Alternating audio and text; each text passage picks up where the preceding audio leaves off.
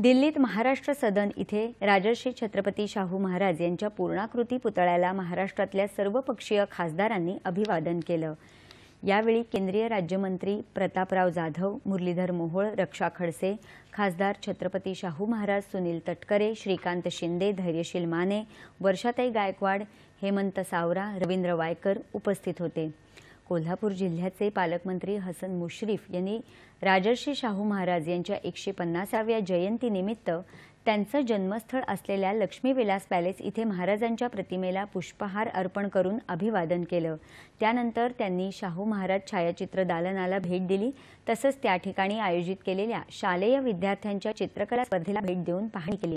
जिल्हा प्रशासन आणि सहाय्यक आयुक्त समाज कल्याण विभागाच्या वतीनं दसरा चौकातून समता दिंडी काढण्यात आली। हसन मुश्रीफ यांच्या हस्ते समता दिंडीला हिरवा झेंडा दाखवण्यात आला। दिंडीत मोठ्या संख्येने विद्यार्थी सहभागी झाले होते। शाहू महाराजांच्या वेशभूषेत उपस्थित मुलांनी सर्वांचं लक्ष वेधून घेतलं। शाहिरी पोवाड्यातूनही शाहू महाराजांना अभिवादन करण्यात आलं। बुलढाणा जिल्ह्यातही समता दिंडीचं आयोजन करण्यात आलं होतं।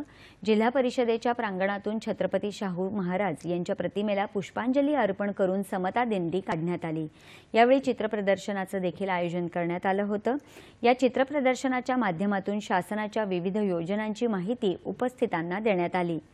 अकोला जिल्ह्यात सामाजिक न्याय विभागातर्फे आज सकाळी प्रभात फेरी काढण्यात आली।